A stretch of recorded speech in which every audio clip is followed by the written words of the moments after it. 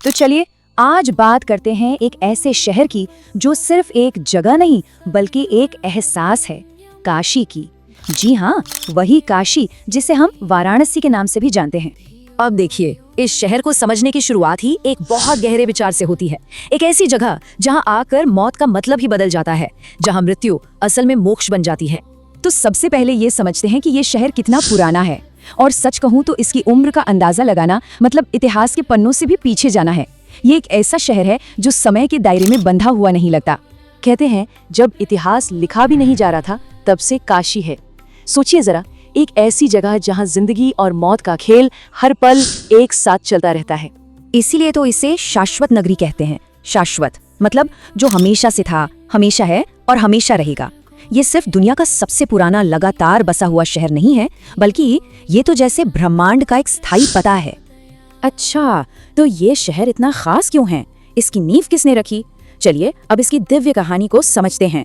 मान्यता ये है कि इसे किसी राजा महाराजा या इंसान ने नहीं बसाया। नहीं, इसे तो खुद भगवान शिव ने अपनी नगरी के तौर पर स्थापित किया था।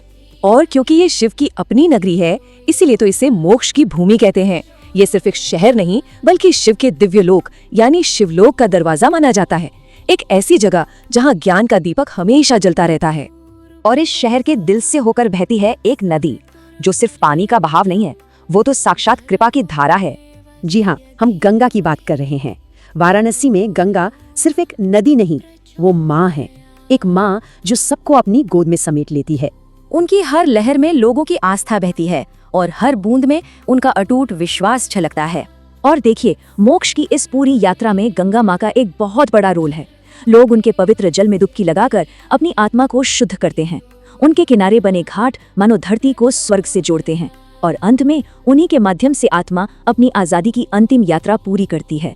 और यहीं से हम पहुंचते हैं इस शहर के सबसे गहरे और अनोखे पहलू पर, यानी मौत के साथ इसका रिश्ता।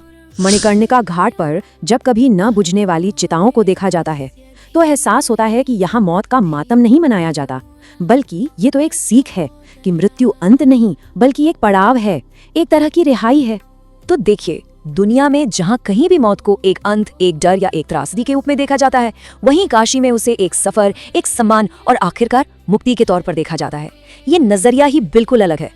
और यही बात इस एक वाक्य में छिपी है, मृत्यु न भयः मोक्ष सत्यम।